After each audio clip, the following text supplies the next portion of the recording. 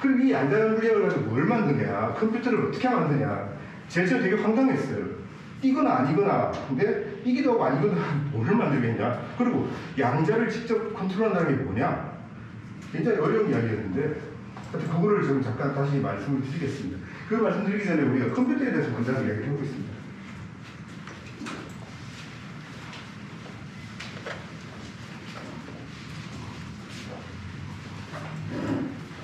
컴퓨터라고 하는 것이 발전이 된 거는 컴퓨터는 디지털이기 때문에 말이었습니다. 0과 1로 모든 걸 표현할 수 있기 때문에 A라는 캐릭터를 1, 0, 0, 0, 0, 0, 1이라고 하는 이 8개의 1과 0으로 되어 있는 비트로 만들어서 한다고 하면, 바꾼다고 하면 이것은 통신이라는 것을 통해서 날아가서 전달될 수 있습니다.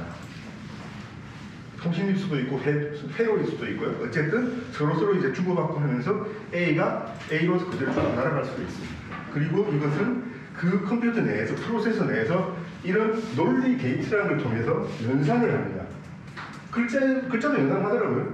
그래서 예를 들어서 이게 AND 게이트라는 건데 A라는 B에서 뭐가 0, 1이라는 시간에 날아오면 모아서 Y 값을 내는 건데 둘 다 0이면 0, 0, 1이면 0, 1, 0이면 0.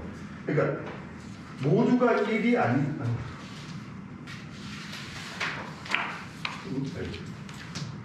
모두가 1이 아니면 0을 내는 거죠. 이런 것을 이제 논리 게이트라고 이야기한다고 하는데 이런 논리 게이트가 만들어지면서 이제 컴퓨터가 제대로 동작을 하기 시작을 한 거죠. 모든 게 디지털로 바뀌고 디지털로 만들어지게 모두가 계산이 되는 거죠. 이게 요즘 우리는 그 4차 산업혁명까지 이어지는데요. 디지털로 만들어진 것들이 데이터로 이렇게 변환이 되고 데이터로 변환된 것들이 하나로 모이고 뭐도 이름도 들어오고 뭐도 들어오고 다 그러는데 컴퓨터에서 연산이 되는 거예요. 그럼 이제 4차 산업혁명의 데이터가 가장 중요한 그 자원이라는 이야기가 이런 데서 나오는데요. 어쨌든 이런 식으로 디지털이 형성이 있습니다. 근데 양자 물리학 잠깐 말씀드렸다시피 양자 컴퓨터에서는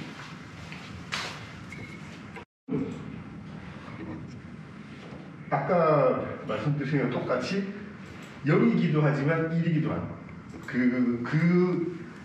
그 상태를 이야기해요. 양자에서 그런 가장 기본적인 상태를 이야기하는 겁니다. 그래서 이런 속성을 가진 것은 우리 중첩이라고 그러는데요. 0과 1의 상태를 모두 가지고 다 가지고 있는 게 아니라 확률적으로 가지고 있는 거죠. 50대 50, 40대 60, 뭐 70대 30.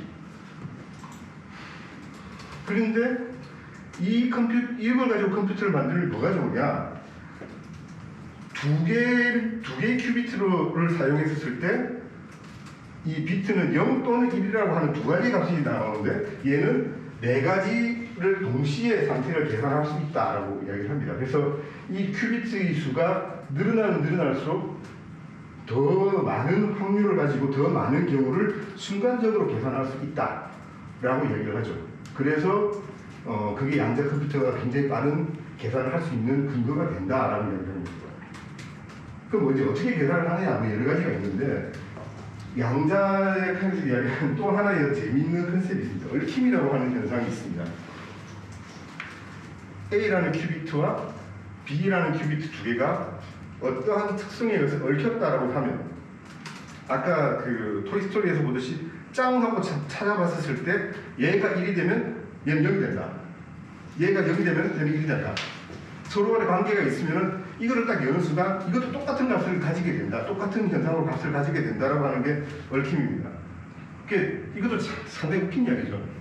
물리학자들 이야기도 하고 있습니다. 우리가 여기서 뭔가의 광자나 뭔가를 이렇게 조작을 해서 얘와 얘를 엮은 다음에 얽힘이 만들어진 다음에 요걸 딱 떼서 관측을 하지 않은 상태에서 요걸 딱 떼서 달나라에 보내놓고 나면 이걸 딱 열어보면 달나라에서 똑같은 걸로 바뀌어 있다. 여기서 이제 우리가 양자 물리학 그 영화를 보게 되면은 생각하는 대로 이루어진다. 나의 뇌파가 텔레파시를 통해서 뭐 세상을 바꾼다 이렇게 이야기를 하는데 뭐 그건 아니고 그건 아니죠. 그건 영화적인 이야기고요. 어쨌든 두 개의 비트가 큐비트가 하나가 열리면 다른 것도 똑같은 값으로 똑같은 작동을 한다라고 하는 게 얽힘이라고 합니다. 이게 진짜 저도 이해가 잘 안 되니까 이건 대충 넘어가도록 하겠습니다. 그래서 중첩이라고 하는 큐비트를 사용해서 얽힘이라고 하는 연산을 통해서 양자 컴퓨터를 만들어낸다고 합니다. 그래서 뭔가 약간 논리 게이트처럼 이렇게 뭔가 해서 만들어낸다고 하는데 이제 사람들이 어떻게 쓰는지는 몰랐죠. 그러다가 처음으로 이게 뭔가를 할 수 있구나라고 하는 것을 알려준 게 쇼어의 알고리즘이라고 합니다. 쇼어라는 분이 양자를 이렇게 해서 뭐 하면은 소인수 분해를 할 수가 있다라는 이야기를 했어요. 알고리즘을 이렇게 하면 된다라고 했는데 그래서 처음으로 풀어낸 문제가 2001년도에 7개 큐비트를 동작을 시켜서 3 곱하기 5는 15더라 15의 소인수 분해를 했습니다. 그래서 소인수 소수라고 하는 것은 이제 1과 자신만으로서 나눠 떨어지는 가지는 게 이제 소수인데 어떠한 큰 수가 있었을 때 그것이 소수인지 아닌지 그 다음에 그걸 분리해 보는 것이 굉장히 어렵다고 하죠. 그 뒤에 아무래도 말씀드리겠습니다. 어쨌든 그것이 기초가 되는 것을 15를 소인수 분해를 했다. 아직까지 뭐 양자 컴퓨터 저보다 많이 떨어진 수준인 것 같습니다만 어쨌든 그러고 나서 10년이 지난 이후에 20일까지 풀었다. 조금 이걸 보면 의아하죠. 양자 컴퓨터라는 게 뭐 대단한 건 줄 알았는데 기껏 3, 5, 15, 3, 7, 20일 그거 풀고 있더라. 그 다음 뭘까요? 그 다음 단계는 뭘까?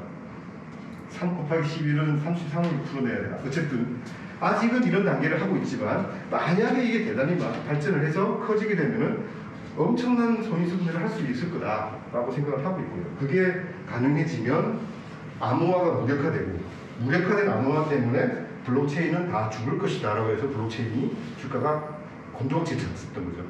근데 그것도 나중에 다시 한번 말씀드리겠습니다. 그래서 양자 컴퓨터를 개발을 시작을 했는데 최초로 양자 컴퓨터를 개발했다고 하는 게 처음 나온 게 D-Wave Systems라고 하는 회사가 양자 컴퓨터를 만들었습니다. 이거 D-Wave 시스템 2인데요.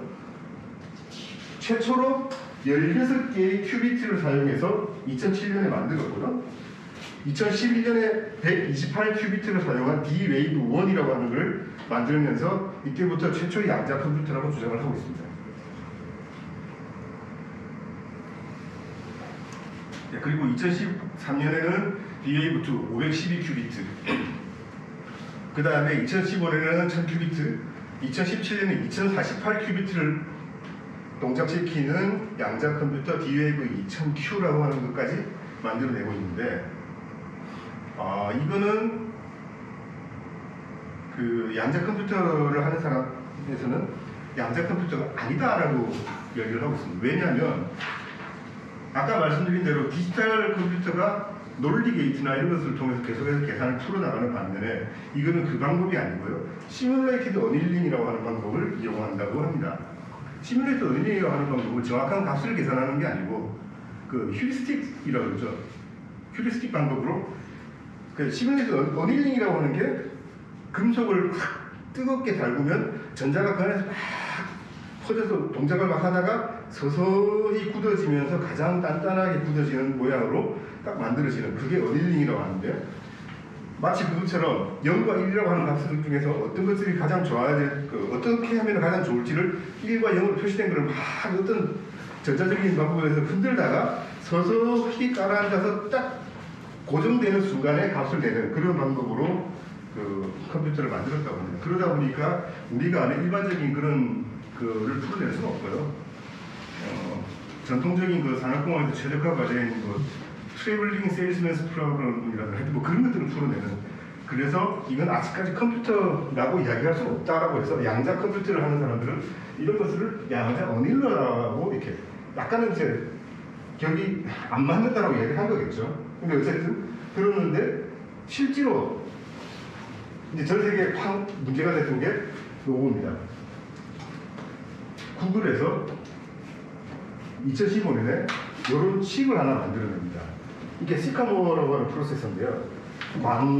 광을 직접 조작을 해서 양자 컴퓨터의 프로세서를 만들어냈다 라고 주장을 하고 이것이 지금까지 우리가 현존하는 가장 빠른 슈퍼컴퓨터보다 약 1억 배 빠르더라. 뭐가 그렇게 빠르냐? 100만 개의 난수를 생성하는 문제를 풀었는데 아무리 빠른 슈퍼컴퓨터로도 1만 년을 풀어야 되는데 저걸 사용한 양자 컴퓨터는 200초 만에 풀었다. 그래서 엄청나게 빠르다라고 주장을 했어요. 그러면서 양자 우월성이라고 하는 것은 양자 컴퓨터가 슈퍼컴퓨터를 완전히 뒤집어 버리고 더 이상 따라오지 못할 만큼 더 우월하다는 걸 보여주는 거라고 이야기하는데 양자 우월성을 증명했다라고 발표를 했어요. 이러면서 그때 2015년도 아마 이때 굉장히 그 양자 컴퓨터에 대한 이야기들이 많이 나왔을 겁니다. 굉장히 많이 나왔고 그 이야기들을 뭐 들으면서 이제 양자 컴퓨터가 만들어지나 보다 꿈의 1억 배라 이렇게 이야기했는데 IBM이 그 다음에 딱 이야기를 듣고 무슨 소리를 네가 1억 배 빠르다고 하는 거는 우리 좋은 컴퓨터가 알고리즘이 풀져서 그렇다. 좋은 알고리즘 딱 썼더니 좋은 기법을 가르쳤더니 100만 개의 난수를 생성하는데 이틀 반밖에 안 걸리더라.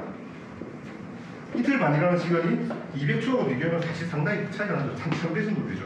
근데 그 정도를 가지고 너가 더 완전히 우월하다라고 이야기할 수 있는 것은 아니다라고 이야기를 한 거죠. 그러면서 IBM은 자기 스스로 양자 컴퓨터를 개발을 하기 시작합니다. 계속해서 개발을 하고 있습니다.